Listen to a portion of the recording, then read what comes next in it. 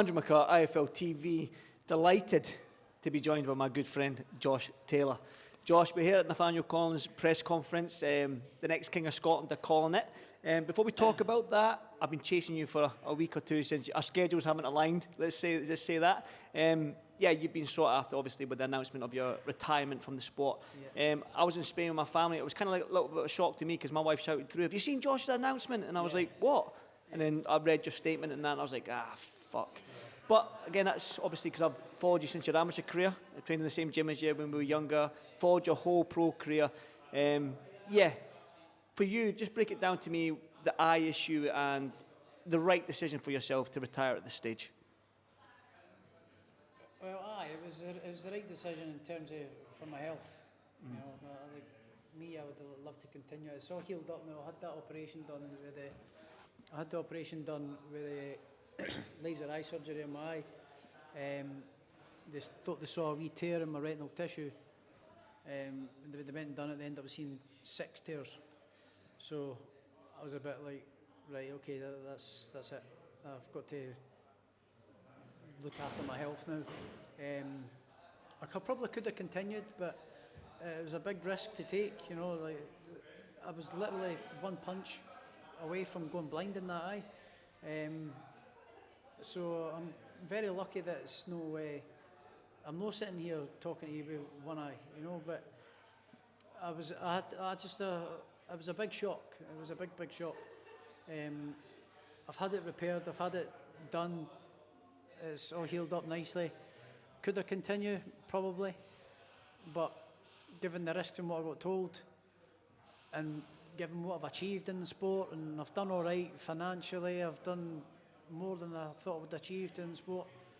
Kind of fell short at the last hurdle, really, in terms of becoming a two-weight champion. But a lot of that is due to injury and inactivity, which is frustrating. But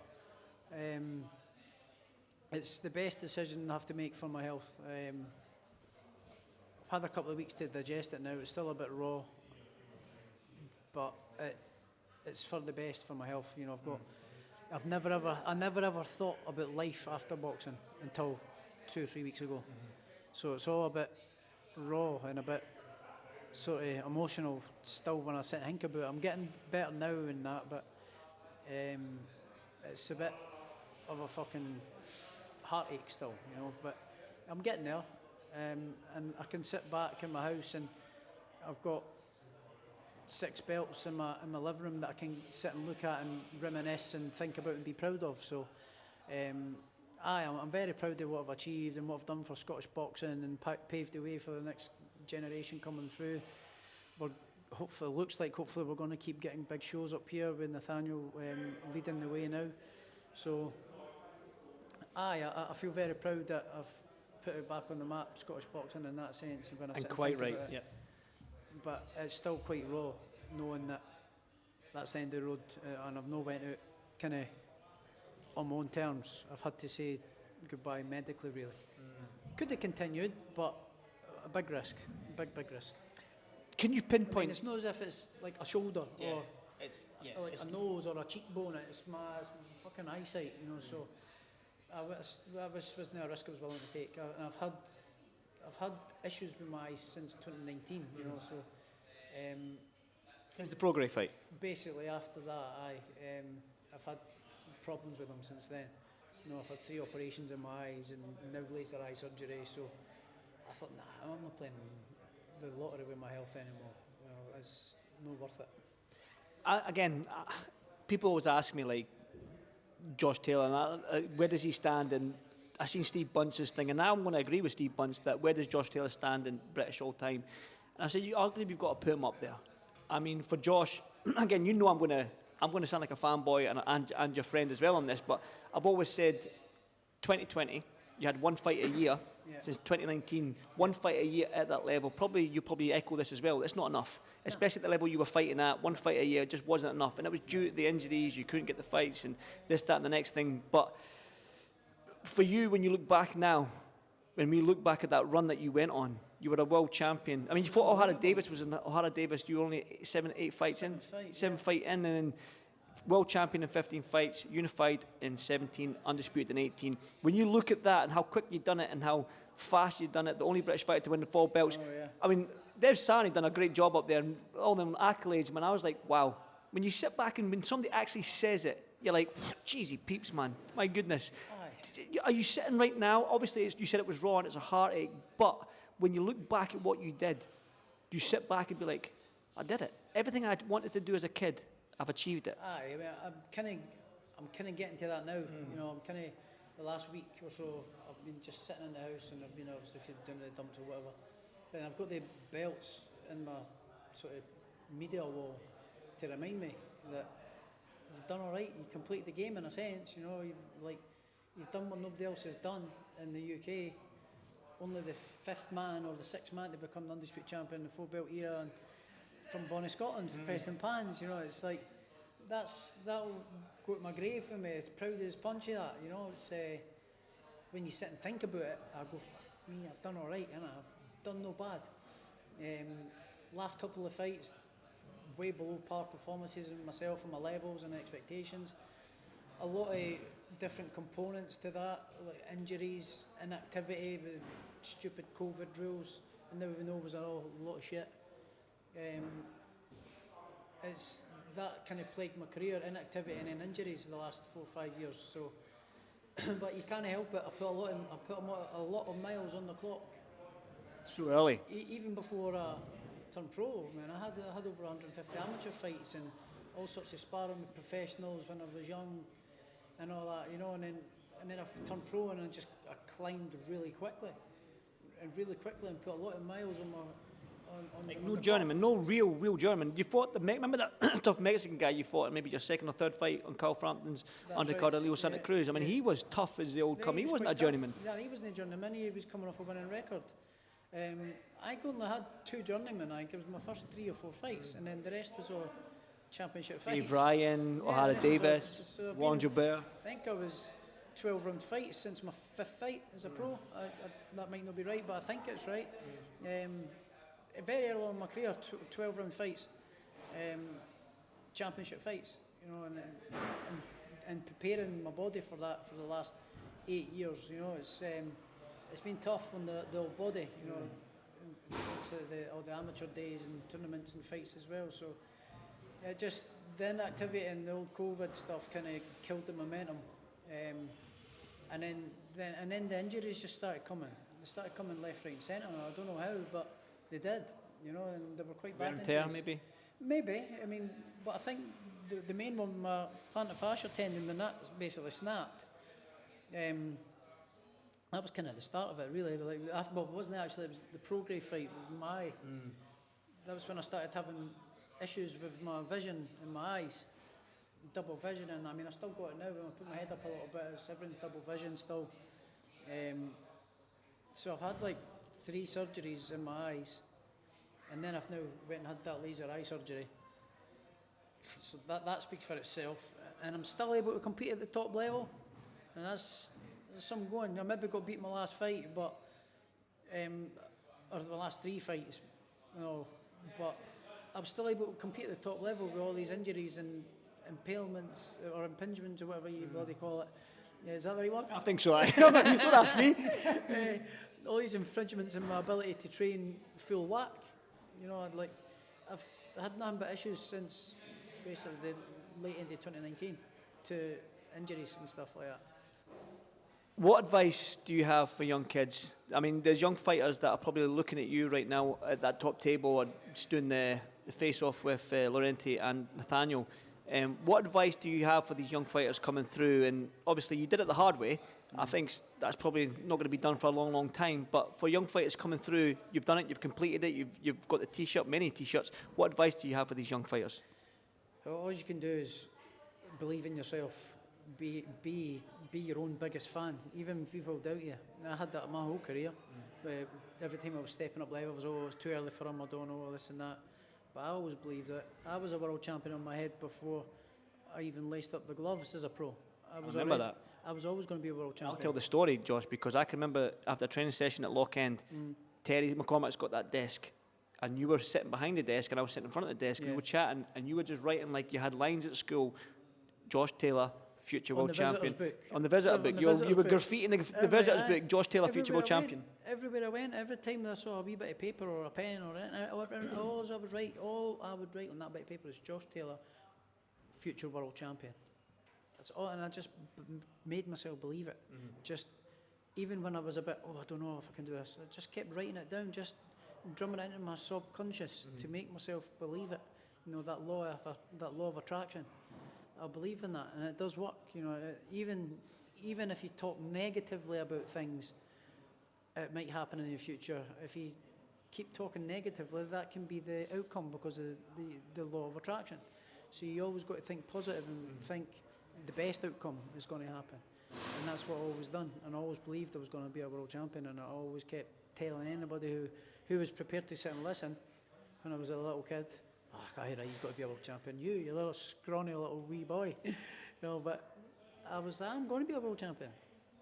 Just watch, I'm going to be a world champion. But I did it quietly and confidently. I never went about telling everybody.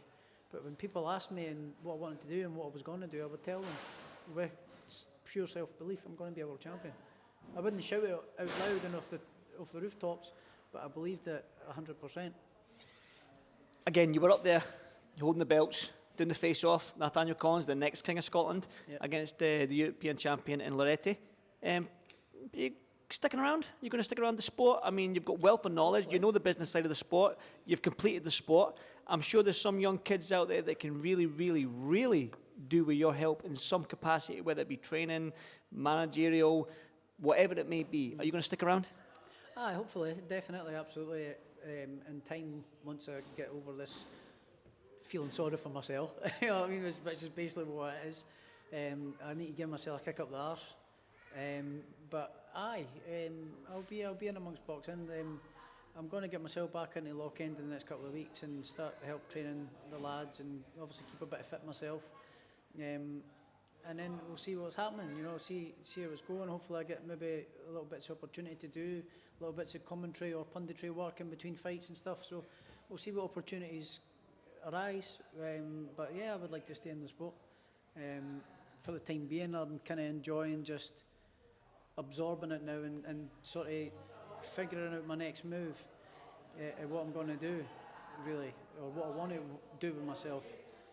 I've been quite wise with the money that I've made. I've invested it well, so get that put to work for me. You know, I've got a couple of properties in that I've got in hand now that I need to get on top of doing and sort of letting them out and that kind of stuff. So that'll keep me busy for the time being too. But I need to be in amongst boxing or something that's going to tickle that adrenaline junkie that I've got. You know, I've got that adrenaline buzz. I need to be something that's going to satisfy my adrenaline buzz and get me excited and sort of scared and You that. can ride your bike. And that's what I was just about to say. So the only thing that kind of comes close to boxing and it gives you that kind of buzz, the fear, the excitement, you know, is sort of riding a bike as fast as I can go, you know. And I used to do that out on the roads, and it's not good. Do it on a track. It's just about ended in disaster a couple of times. So that's when I put the bikes away. Once I started getting sort of, even just halfway as I through, I was a pro, I was still going out on my bikes and stuff, and I had a couple of close encounters, which wasn't my fault. It's just people not looking and pulling out in front of you and things like that. So that's when I decided to put the bikes away. Now I can go out on my bikes, but maybe not on the road, out on the track where it's nice and safe. Everybody's going the same way and there's no tractors or lorries or cars going to pull out in front of you. So I've got myself a wee track bike, so get up and do a wee bit of track days at Knockhill and whatever. So that'll tickle that adrenaline buzz kind of thing. But yeah, I would like to keep in amongst the sport. I'd like to keep in amongst it some way or another. Whether it's doing the punditry kind of stuff, whether it's doing helping out in the gym with Terry, maybe open up my own gym, whether it's doing TV work, you know, whether it's doing something in amongst the game, I need to be involved in it some way, you know. Well, Josh, like I say, I've got to say thank you for everything you gave me your time and every single interview I've had with you. Aye, You've thanks, always waited till the last minute to give me it. I've always been. Did I not give you your first ever interview? Yes, you did. Remember, Oh, it took me, did I? remember, it took me about 20 tries to do the intro. Remember the intro? Andrew Took you, we were there for about 4 hours. You were like, hurry up, Andrew, come on, you fuck, man. But thank you. And my highlight of my career doing iFLTV, and it always, I don't think it will ever be beaten, was me spending that camp with you in Vegas and watching you. There was only a handful of jocks in that arena, Aye. and I was one of them, to watch you become undisputed. It was good, wasn't it? It was unbelievable. It was kind of like us against the world, wasn't it? Because nobody was allowed to travel, nobody was allowed to come and witness it. So it was kind of, although there was about 1,000 people in, but it was all Mexicans and Americans and all that, and there was only a little pocket of us lot, and then there was I think there was a bunch of guys from Aberdeen in that. They lived in Texas. Yeah. And I still keep in touch with some of them. And they were there, so there was a wee pocket of about 30 or 40 us, basically Scottish, against the rest of them. So remember trying to get in the elevator after the fight and all that, the Mexicans. But to be fair, the Mexicans wanted photos with you at the end of it, so that was quite good. But it was us against the world, and we went and done it, didn't we? So, exactly. Aye, it was good. That's a memory that'll last with me forever. So. Me too, Aye, me too. good. I'll end it on this question. When you look at Scottish boxing right now, when you look at that top table with Nathaniel Collins, Alex Arthur Jr., Aston Brown, a good friend of yours, you've got Marcus Sutherland on the other side, you've got Willie Hutchison, you've got Regan Glacken, you've got Rhys Lynch, you've got Sam Hickey, you've got Matty McHale. Yeah. We've got an absolutely tremendous Drew Limond as well. Yeah. Tremendous young crop of fighters that can go on and hopefully become world champions. Now, I've asked you this question many a times, and you've done it. We've only had a generational fighter. We've had Ken Buchanan, Jim Watt, Scott Harrison, Alex Arthur, Ricky Burns, you. Yeah. Can we have more than just one person being a world champion? Well, I think so. I mean, the names you just rattled off there's a whole lot of talent in that pool of fighters, you know, and they're all very capable of doing it. You know, they're all very capable of doing it. The only thing that's holding them back is themselves, really. But then, again, boxing, you need that opportunity as well. So I'd like to think, and I hope, that Nathaniel obviously takes care of business. I've got every faith in him, but he takes care of business, and he can now carry the flag for Scotland and keep continuing to have the big shows up here, which then allows the guys that are coming through to get first dibs on being on the undercard. So, I believe that they all can do it. They've all got the talent to become world champion. They've all had medals at games and stuff. So they've all got the potential to do it. They just need the opportunity to showcase their skills. And Nathaniel now is the king in waiting. He's not the king yet, because he's not won the title yet. But I fully believe that he will go on to become a world champion.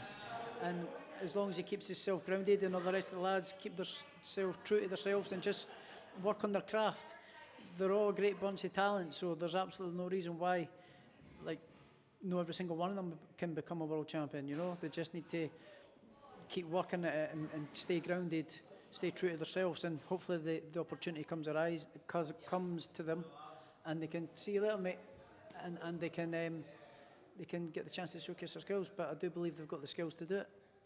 Josh, congratulations on an absolutely fantastic career. Thank you very much. I always had faith you'd be a world champion when we were training Lock-In together. And again, from everybody, and I'm just going to say this on behalf of Scottish boxing, thank you for the great nights. Thank you for doing it for us. And if it wasn't for you, we wouldn't have had the big hydro shows, and maybe Nathaniel Collinses, we wouldn't have had the Rhys Lynches, the Sam Hickeys and the likes. But as always, thank you so much for your time, champ. Thank you very much, and I'll always Andy. call you champ. Cheers, Thanks, mate. Josh. Appreciate Cheers, it, brother. man. Thank you. Cheers, mate.